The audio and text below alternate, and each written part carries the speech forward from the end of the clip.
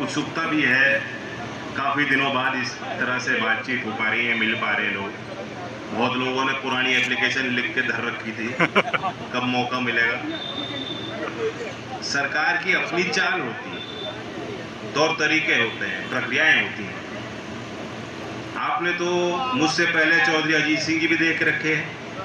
जब उनको मौका मिला, उनके हाथ में कलम आपने दी, कोई जिम्मेदारी उनके ऊपर थी, और उससे पहले चौधरी चरण सिंह जी भी आपने विपक्ष की भूमिका में रहते हुए देख रखे हैं। विपक्ष की भूमिका एक होती है, और जब आप सत्ता पक्ष में होते हो तो आपके कुछ लक्ष्मण रेखाएं भी होती हैं। आज मैं उस प्रकार से आजाद नहीं हूं। मेरा वक्त अपना वक्त नहीं है। पहले मेरा 100% वक्त पार्टी के विस्तार के लिए था, कार्यकर्ताओं की सुनवाई के लिए था, अपनी राजनीतिक जमीन मजबूत और दुरुस्त करने के। आज पूरे देश के लिए मंत्रालय की जिम्मेदारी है। विभाग की अपनी मुश्किलें हैं, बारीकियां होती हैं, तकनीकी पहलू होते हैं। सांसदों के प्रति मेरी जवाबदेही है, जो अपने अपने क्षेत्र का प्रतिनिधित्व करके चुनाव लड़के जीत के वहां पहुंचे हैं। उनके क्षेत्र की जनता की उम्मीदें उनसे होती हैं, और देश के बाहर के जो दूसरी सरकारें हैं, दूसरे देश हैं जहां हमारे ताल्लुकात अच्छे हैं, मधुर संबंध हैं, व्यापारी रिश्ते हैं, शिक्षा के क्षेत्र में हम लोग काम कर रहे हैं, करार हैं, संबंध हैं बहुत गहरे। उनके नेताओं से भी तालमेल और संपर्क संवाद मुझे करना पड़ता है। इसलिए इस बीच में अगर कोई इतने समय बाद मुझे मिल रहा है, कोई शिकायत भी होगी तो अपने मन में रखना और बुरा मत मानना। मैं आपका ही हूं, मैं यही आपको कहने आया हूं, और ना मैं आपसे कहीं दूर हूं। हमें अपनी प्रक्रियाओं को दुरुस्त करना पड़ेगा, कार्यालय के प्रबंधन को मजबूत करना पड़ेगा, अपने कार्यकर्ताओं को प्रशिक्षित करना पड़ेगा। जैसे चौधरी साहब के समय के ही कार्यकर्ता आज भी वही कारण है कि कई तूफान आ गए, लेकिन हमारी नींव मजबूत रही। जो कार्यकर्ता दादाजी ने तैयार किए उस क्रांति के समय में, गांव-गांव में निकल के प्रचार करके, और आपने भरपूर सहयोग किया। जो कार्यकर्ता हमारे दल के, पार्टी के नाम बदल गए, सिंबल बदल गए, अलायंस बदल गई, सत्ता में गए, बाहर चले गए, संख्या बढ़ गई, घट गई, उन कार्यकर्ताओं पर कोई फर्क उस बात का नहीं पड़ा। कारण था कि एक वो विचार से बंधे। लंबे समय जिस तरह से लोकदल यहां तक पहुंचा है, आप लोग पहुंचे हो, आपने पहुंचाया है,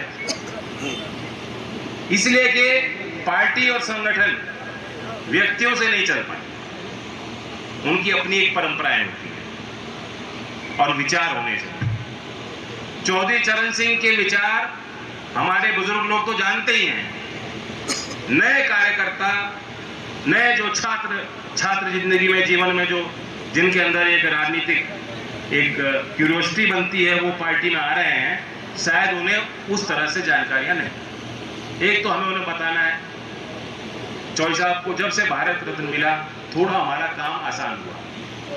मैं देख रहा था अमेज़न पे भी उनकी किताबें बिकने लगी, और हम लोग कोशिश कर रहे हैं कि शिक्षा विभाग में, एनसीईआरटी में, करिकुलम में, हर स्तर पे, हायर एजुकेशन में, विश्वविद्यालयों में चेयर स्थापित हो। किताबों में चौधरी चरण सिंह के जो लिखे गए, जो उनकी किताबें हैं, किस समय पे भारतीय राजनीतिक और सामाजिक इतिहास में जो उनका योगदान है, वो चीजें उनमें आनी चाहिए।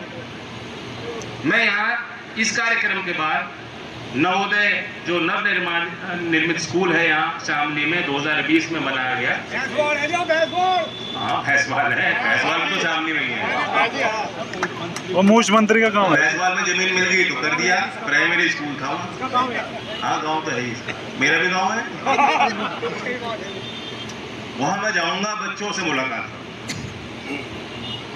और उन बच्चों से हमें उम्मीद है, क्योंकि चौधरी चरण सिंह की कर्मभूमि में पैदाइशी उन बच्चों की है, वहां भी जाके मैं उनको यही बात बताऊं। तो ऐसे अगली पीढ़ियों को हम किसानों की लड़ाई लड़ने के लिए, गांव देहात के संस्कारों को विश्व पटल पर रखने के लिए हम तैयार करने की कोशिश कर रहे हैं। और जहां तक लोकदल की बात है, लोकदल की शैली वही है, मिजाज हमारे लोगों का वही है, मुद्दे भी बदलते हैं, कुछ मुख्य मुद्दे भी वही है। मैं अभी 2 दिन पहले छपरौली में था, वहाँ हमने कौशल प्रशिक्षण का एक विशेष केंद्र बनाया है। भर्ती के लिए जितने बच्चे हैं, कोई अग्निवीर में है, कोई पुलिस, कोई सीआरपीएफ, बीएसएफ की तैयारी कर रहे हैं, उनकी फिजिकल तैयारी हो और उनको जो शैक्षिक तौर पर अपने आप को उनको तैयार करना है, जो उनको विद्या अपनी बेहतर करनी है, जानकारियां बेहतर करनी है, तो उसके लिए भी हमने उनके लिए लैब बना के दिया। हमारी कोशिश है, क्योंकि पश्चिमी उत्तर प्रदेश में इस तरह के प्रयास अब तक नहीं हो पाए थे कि जिले जिले में गांव के स्तर पे जहां कोई पिछड़ा इलाका पड़ रहा है, वहां इस तरह के हम निर्माण मंत्रालय की तरफ से, प्राइवेट स्तरों पे सीएसआर फंड्स के माध्यम से, जहां हमारे कोई जनप्रतिनिधि हैं उनसे मैं कहूँगा कि निधि से आप योगदान दीजिए, ताकि शिक्षा के क्षेत्र में हम वो निर्माण कर सकें कि गांव देहात के बच्चे और शहर में पल रहे बच्चे जब प्रतिस्पर्धा में जाएंगे तो बराबर के अवसर और बराबर की उनकी क्षमताएं वहां लोगों को दिखाई पड़ेंगी। मैं